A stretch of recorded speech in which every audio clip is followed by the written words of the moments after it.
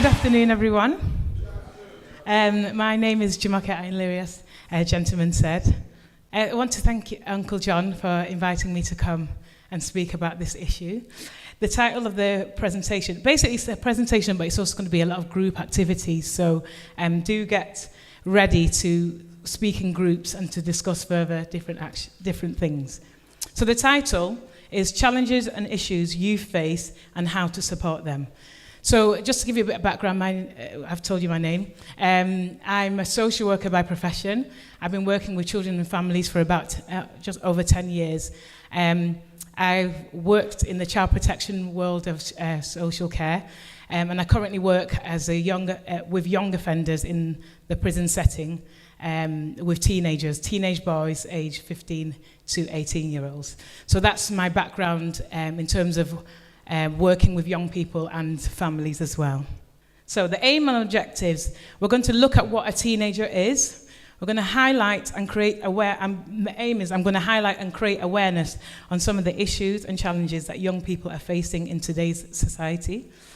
Another aim is we're going to look at scenarios and dilemmas that young people are facing this day and age and just get you to unpack and question and talk about how maybe you may deal with it from a male perspective, or from a father perspective, or a role model perspective. And we're going to look at ways that we can support our young people with the issues highlighted. So the first question is, what is a teenager? A teenager or teen is a person who falls within the ages of 13 and 19 years old. Teenager is another word for an adolescent. When a teenager turns 20, they are no longer a teenager because they are no longer in the developmental stage. Adolescence is the time between being a child and a mature adult. That is the period of time during which a person grows into an adult, but they are emotionally not mature. The ages when one is no longer a child and when one becomes an adult vary in culture. In many cultures, they are marked by rites of passage. But what I found was interesting, it says when a teenager turns 20, they are deemed as no longer a teenager. However, in the UK law, 18, they're deemed as adults. But it also says that basically they're not deemed as emotionally not mature. So it's interesting that actually at 18, we're expecting young people to make big decisions. However, biologically, they're still developing. So it's just something to think about. Thank you, Uncle. Thanks, man. The word adolescence comes from the Latin verb adolescere, meaning to grow up. During this time, a person's body, emotions, and academic standing change a lot. During this period of life, most children go through the physical changes of puberty, which often begin before a person reaches the age of 13. During puberty, rapid mental and physical development occurs. So that is their limbs start growing, they get a lot taller, pubic hair, for women their breasts start developing, and so much more. The UK Office of National Statistics states that there are 5.4 million teenagers in the UK at the present time. That is less than 10% of the population. So I think that's quite a huge number of young people that we have in society. So basically in pairs, in twos and threes, can you, I'm going to ask a question for you to think about. Cast your mind back to being a teenager. When you were a teenager, what was important to you? What was exciting to you? And what kind of risks did you take? Or did you take risks? So basically, I'm going to give you a minute to kind of, in pairs next to you. The question is, cast your mind back to being a teenager. When you were a teenager, what was important to you? What was exciting to you? And did you take risks?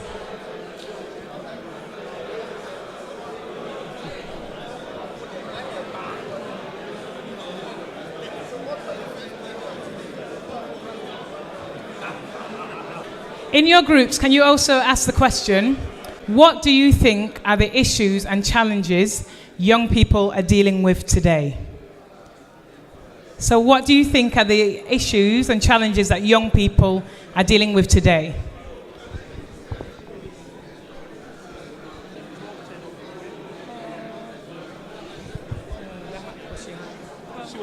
Okay, brilliant. So I see there are loads of discussions around that. The main aim of that group work, the main aim of those questions was to get you to think about, I think often as adults we forget that we were once teenagers. We forget that we were once developing, we were once young, we once took risks, we once made decisions based on impulse and stuff like that. So it's just to get people to think back. And also to get you to start thinking about the issues and challenges that young people are facing today. Some of them are similar to what, so when I think about my time, I remember some issues are the same, but actually some things are actually quite different. So it was just to get you to provoke thought. Next one.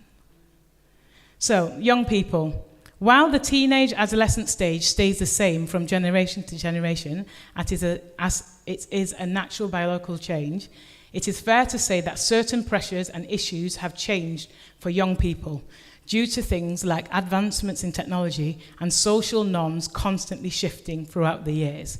So when I talk about a social norm that's shifting, a massive one is homosexuality or transgender and stuff like that. Now, 50 years ago, it would never really be talked about. You won't see it on your TV screens and stuff like that. Nowadays, it's very publicized. There's special days and awareness for it. Our young people are bombarded with a lot of information. So in terms of a social norm, it's shifted. Suddenly, it's more celebrated than it was probably about 50 years ago. So the next few slides will highlight examples of issues and challenges that young people are facing in today's society.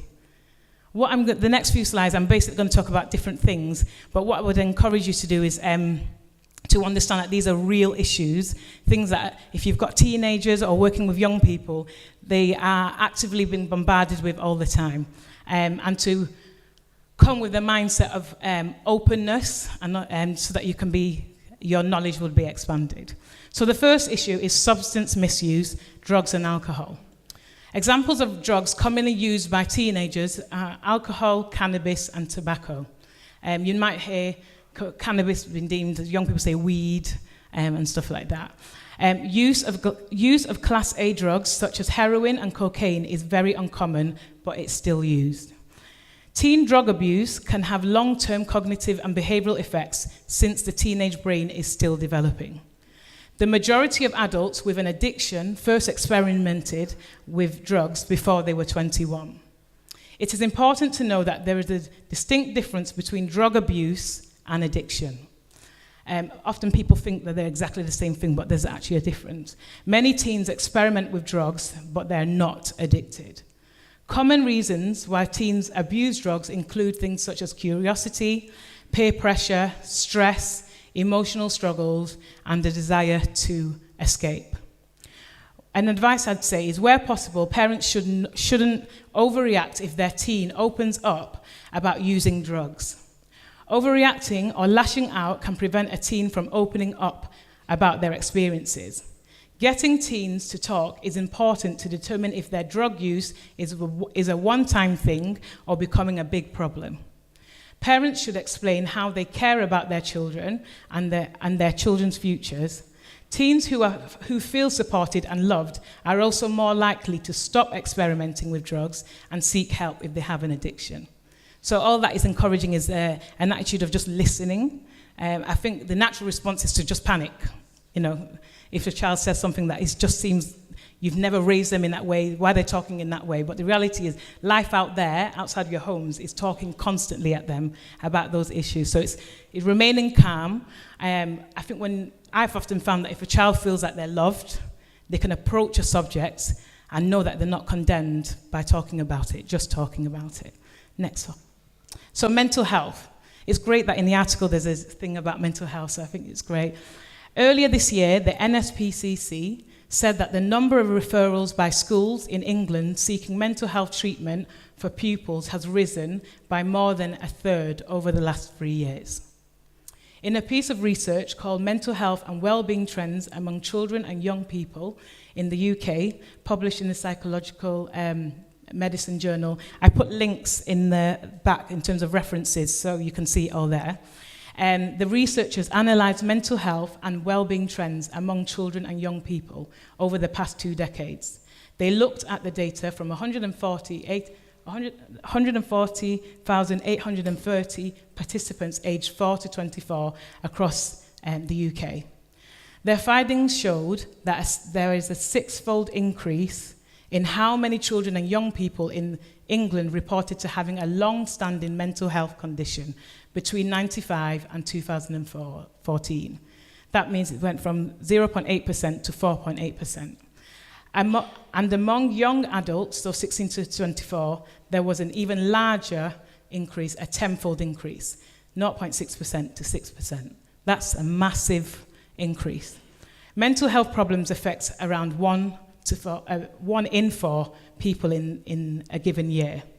Examples of mental health problems include depression, anxiety, eating disorders, obsessive-compulsive disorder, personality disorder, and phobias. And then you get the rare mental health disorders such as schizophrenia and bipolar. When I'm working with, as I've worked with many teenagers, I would say the ones that are more prevalent with teenagers tends to be depression and anxiety. There's a lot of, I've seen an increase in self-harm, teenage suicide, which is really sad, but I've seen an increase in the past 10 years with that. They tend not to diagnose children with things like schizophrenia. They might say emerging mental health disorder like schizophrenia or bipolar, but they tend not to diagnose a child with that. They have to wait till they're 18. As well as a greater awareness, other evidence points that there is a likely increase in anxiety and depression and other mental conditions among young people, at least since 2011. There has been an increase in hospital admissions due to teenage girls self-harming, a rise in teenage suicides, and more of demand of counselling services. Several factors are thought to be contributing to such issues, like greater pressures in school and effects of social media, cyberbullying, and there's an increase in childhood poverty. So what I found and what research has shown is that as, there's an increase in childhood poverty that has a link a little bit to the pressures that bring about mental health disorders with children as well. So this is the next topic, LGBTQ. Another topic that the young people are facing today. LGBT stands for lesbian, gay, bisexual, and transgender. A popular variant adds the letter Q for those who identify as queer or questioning their sexual identity. LGBTQ has been recorded since 1996. Young people nowadays are living in a society where lesbian, gay, bisexual, and transgender is more openly talked about, both on and off their screens. There has been a shift in attitudes towards the LGBT community in the Western world, and there appears to be more of an acceptance embracing a new and more inclusive view of family. What you find is actually a lot of, I've seen it more and more, a lot more gay couples, a lot more marriage, same-sex marriage in England and Wales as was passed on the 13th of March 2014. So this is something that is massively pushed. There's things around, I'm not sure if you heard a lot about cross-gendered.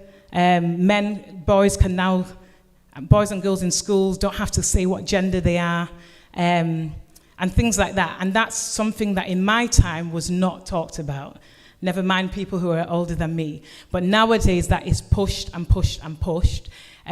Young people are in positions where they're having to choose what they believe in a hard environment where everybody is celebrating it. There's flags everywhere. They have awareness days at school, and to stand out in school is quite tricky, you know. But I think the Lord will teach us how to encourage our young people to know the Bible, know the truth, and to stand out for Christ.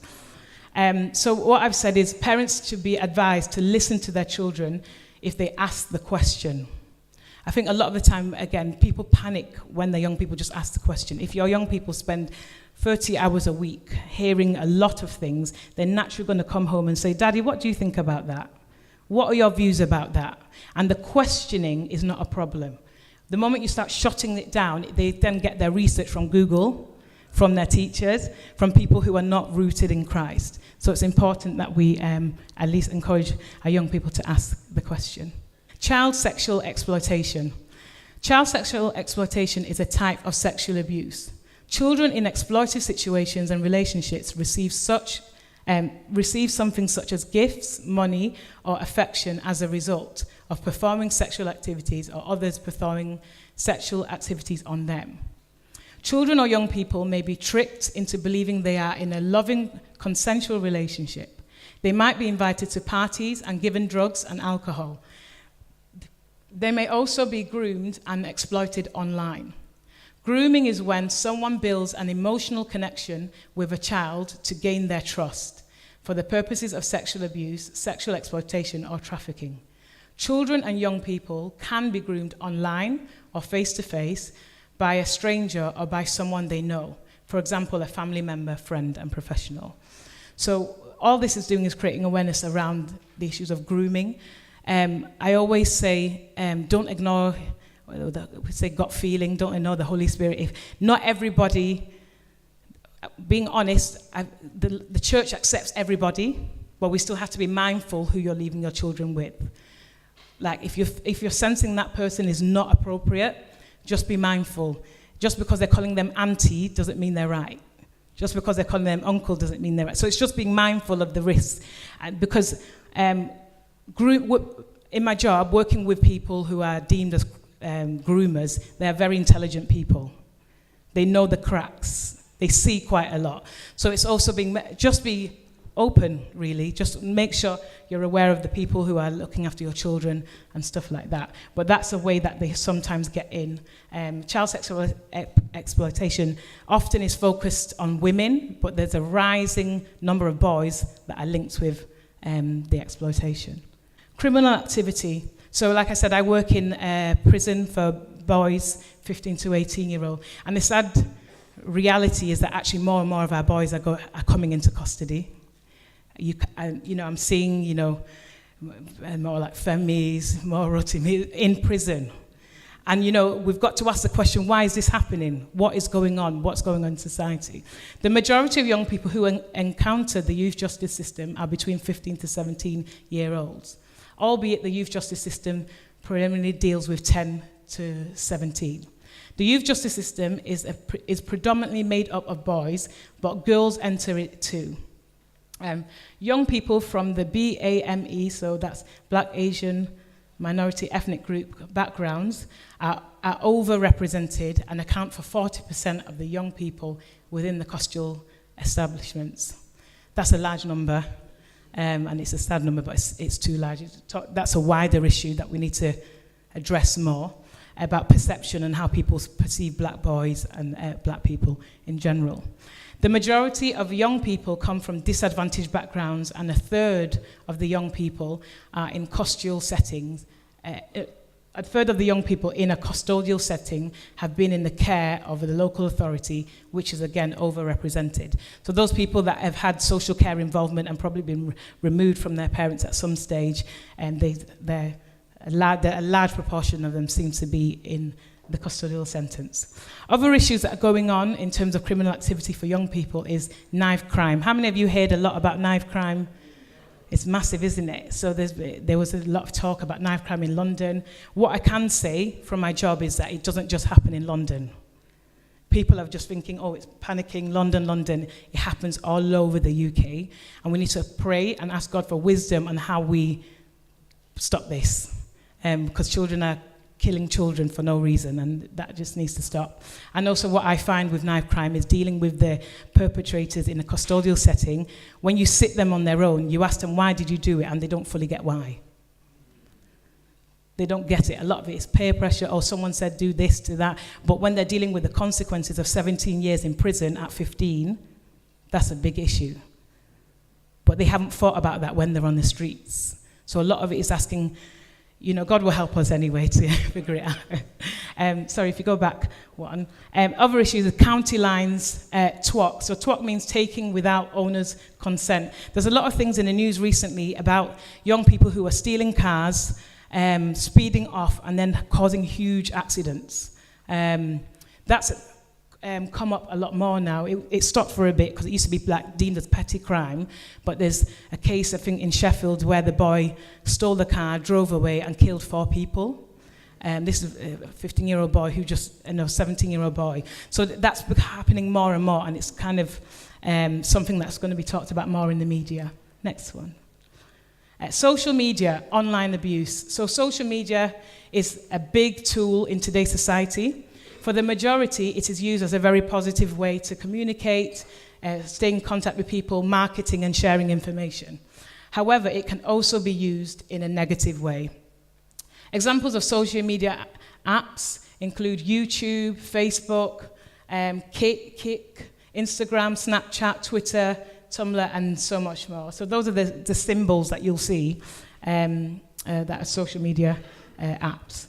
Children are using devices at a younger age. I've got my friends, their 2-year-olds and 3-year-olds are able to go on YouTube, find the song themselves. They don't need any help at all. So their access and their understanding of online is starting a lot younger nowadays.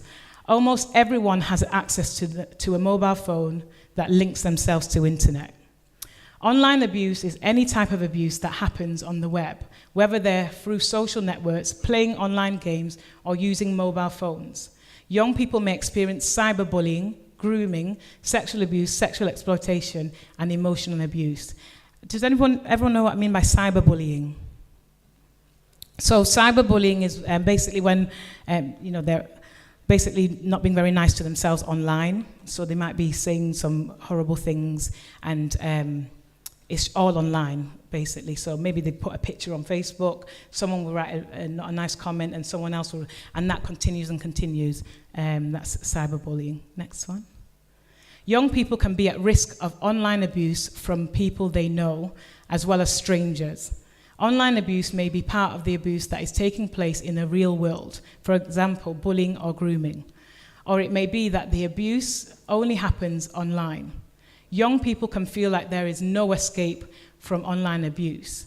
So what that means is, so in my day, when people used to bully you, they'd do it on the school bus, they'd do it in school, and then you'd get home and it stops. Nowadays, school bus, get in school, they go back home, they get on the computers, there's more bullying. So what they find is there's just no rest from the bullying, and that's creating more anxiety and linked a little bit to stress and anxiety, and also sometimes mental health issues. Gamers. Be mindful of gaming online privacy settings. So a lot of boys and girls play computer games, the computer consoles and stuff like that. You've got Xbox and those kind of things. Sometimes they have competitions where they're linking with other people playing the game. These might not necessarily be people that they know. And it's just been, for parents, just be mindful of the connections that making with other people. Because sometimes behind the other person might not be someone that's appropriate. It might be a person that's pretending to be a child. You get that a lot where a child is playing and the person on the other side who's not appropriate might be just say, oh, what are you doing today? Oh, where do you live? Before you know it, the child is, whilst playing and distracted, has given so much information away, and then it just kind of leaves the person open. There was a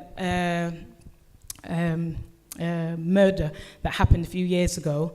I think it was 2014, but I'll check it on the BBC app. Basically, a young person was playing a game with a boy that was, I think he was 21. This young person played and gave all his information, thought he became a good friend with the 21-year-old boy. The 21-year-old invited, this was over a span of a year, the 21-year-old invited him round. The young person invited the 21-year-old round to his house. That boy ended up murdering him. And it just, the mom now has raised a massive campaign as to the safety of online gaming and who the young people are talking about. So what I do with teenagers is encourage them, don't give any information away. I'm not saying don't play those games, but as parents, just be mindful. When they're playing those games, who are they talking to? And stuff like that. Concerns. A lot of comparison online leading to people feeling inadequate. Young people comparing themselves to another person's life, which basically could be a filter. What you find nowadays is people are putting pictures of amazing things online.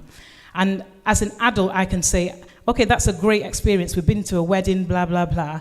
But I'm able to say, I know the reality is that not every day is a wedding. Now, young people are comparing their life to that bit and feeling inadequate. Feeling, oh, I'm never going to get there. Or a lot of people put fake pictures on there, so it's not reality. But being young and not as mature, they're not able to kind of go, So what they do is they compare themselves to something that someone has either worked for 20 years, and they want it now. So things like that is something that I think affects a lot of young people because they compare themselves too much to that one snap, when the reality is to get to that one snap, it's taken years. Next one. Scenario. So basically back in groups. So the next 3, I'm doing 3 scenarios, but I might have to cut it down. In groups, I just want you to talk about, discuss how you would deal with this issue. This is something that a young person is dealing with, examples of what young people can deal with. So in the groups that you were talking in before. So the scenario is Peter has come round to see his friend, and while playing on the PlayStation, he drops the news that he thinks that his girlfriend is pregnant, and he wants her to abort the baby because his parents are going to go mad. Peter is encouraged to speak to his dad, and so he does so. So in your groups, can you ask, as a parent, as a legal guardian, how would you respond to this scenario? And how would you advise Peter?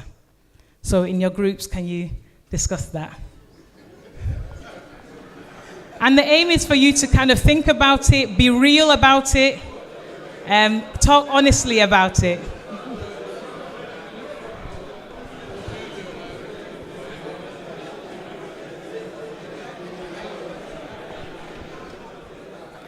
Okay, because of time, I'm going to read out the next scenario for you to think about.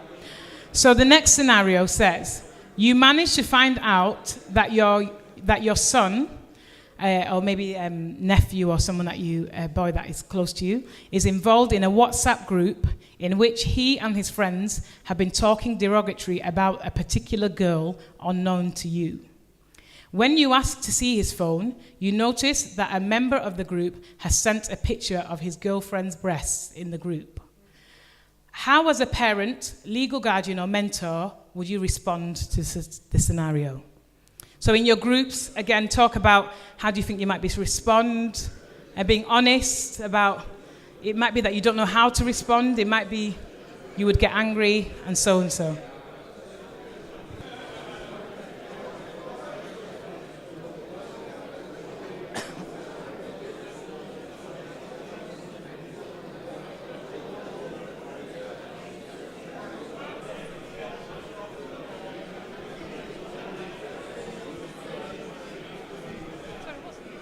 So if we'd had more time, I would have basically talked a bit more, but I just wanted to get a glimpse of the kind of issues, or the kind of topics or questions that young people may question or ask nowadays. Okay, let's come back together. Okay, so personal observations from practice in terms of how we support, or what I've picked up, is that the lack of male role models is a huge issue. We need more male role models. I can't stress that enough, especially in the black community. We need more male role models. I always ask, who's teaching the boys how to be men? It's just a simple question. Who's teaching the boys how to be men? I can only do a little bit, but I'm not a man. In fact, I can't do it. The reality is, who's teaching the boys how to be men? African men appear to sometimes be more concerned about the educational welfare of a child than the emotional welfare of a child. I pick that more and more. I see, and speaking to my colleagues and professors, we seem to be more, they're getting A grades, which is great. No one's saying they shouldn't get A grades, but balanced with that is the emotional welfare, how they're coping with stress, how they're coping with other things. Just because your child is getting A grades doesn't mean they're depressed. Things like that. How do we address it? How do we talk about it? African fathers are very good at modeling hard work and discipline. I can't stress that. Hard work is something that let's clap. Yeah, that's great. I think that needs to be celebrated. They're very good at modeling hard work and discipline, which is what a lot of people need, especially nowadays. Young people, especially boys, reported, when I spoke to, as a youth coordinator in OFNC, we do a lot of chatting with them and stuff like that. And a lot of the young people reported that their fathers are hard to talk to about stressful or emotional things. Young people from the BAME community reported that they don't see affection between parents at home. Majority of learning, I always say majority of the learning is learned at home. So for young people in the Black and Asian community, it is important that within homes, healthy relationships and communication is modeled. How will a boy learn how to treat a woman if he doesn't see it treated at home? It's just a massive, so when I'm working in custody and seeing boys come in for physical abuse or rape and stuff like that, the question as a social worker I look at is background. Where have they come from? So it's important that you understand that actually a child initially views the world through the lens of his home. So we can't wait till they're 25 to start teaching them how to start treating a woman because they're now ready for marriage. They need to see it from childhood. How do you deal with conflict? How do you deal with sorting out money? All those things. How do you take mom out? How do you treat a woman? Because I think often we wait too late. So it's important that we understand that children pick up a lot from home. Next one. So what can we do? What support can we do? I always say gain knowledge. All the things I've listed there that young people are dealing with, do your research.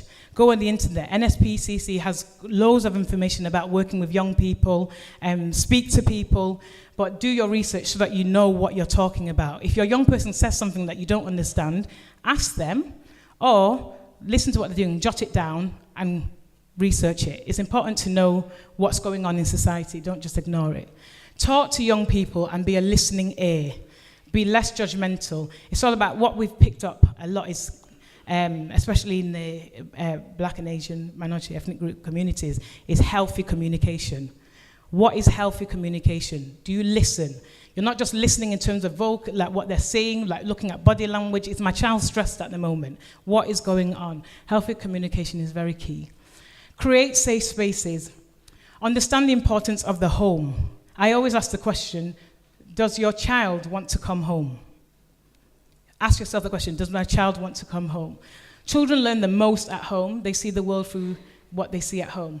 Encourage family time. So initiate fun family things from early childhood. So when they're very, very young, like cinema, meals, board games, holidays, stuff like that. Don't let the only time you meet be for family prayers. Because that's what normally happens. They tend to think, oh, is it prayer time? No, actually, no, we're going out to Nando's tonight. No, actually, we're going bowling as a family. Encourage that kind of thing. Be present as men and fathers, not just in discipline. Be present. Some people are present physically, but they're not engaging with your children or family members. So be present. I find with a lot of boys that I work with in the custody, you ask them, where's your dad? Oh, he was never around. And I understand some of the situations are tricky because, you're providers, you're doing stuff like that, but there must be moments within the week that you check in with your young person, check in with your family and stuff, because the children remember. Be open and honest amongst yourselves. What I would always encourage is that amongst yourselves, talk about stuff. Talk about issues that you're facing. Talk about the hardship, because you are your brother's keeper. It's important that, because a lot women like to talk. We can talk it through. But I think a lot of people are going through things. A lot of you guys are going through things that nobody knows about. And sometimes I think talking helps. It relieves some of the pressure. Find the trusted person to talk about. And that kind of stuff, if your child sees you doing it, they learn a healthy way to communicate. Don't just keep it up in your mind. Talk about it. If something goes wrong, ask for help sooner rather than later. What I find is when I've worked with a lot of families, Nigerian families, is that it's always too late. And I say, who knows or nobody knows? And before you know it, the children are being removed. Whilst if you've spoken to somebody literally 6 months beforehand, something would have happened. So don't wait till I think we need to encourage an environment of no shame. We are human, we sometimes get it wrong, but I think a lot of people feel like they have to be strong all the time, and sometimes that's not your reality. So it's important that we encourage people to ask for help. Don't wait till it's too late to get help. And then I always say pray and invite the Holy Spirit into every situation. Decision making about your teenagers, pray and ask the Holy Spirit. He's there to guide us. He's there to lead us. He will reveal things to us that we don't know about. Because some of us are going through very tricky issues with our teenagers, not knowing how to answer, not knowing what to do. Ask the Holy Spirit. He's our present help in time of need. Next one. So to summarize it, I would say teenagers and young people are absolutely amazing. I love working with them. Do not underestimate what a teenager can do. A lot of the boys in the Bible, people in the Bible did awesome things and they were teenagers. So do not limit your teenager. They are our future, so it is important that we invest our time, money, and resources into young people to help them stand when life situations and pressures inevitably come. It is important to be aware of the issues and challenges that young people are facing today. So like I said, do research, come and speak to me or other people who know a lot about things. As men, you play a vital role in the development of your children and teenagers. Continue to be present within your home. Listen more, panic less when it comes to your teenagers. Be patient. Understand they will grow. You all grew up. You became more mature. So do understand that they will grow even when you're in a hardship at the moment. And it is important to speak positive truths and affirmations to your teenagers. There is power in the tongue. So yes, that's it.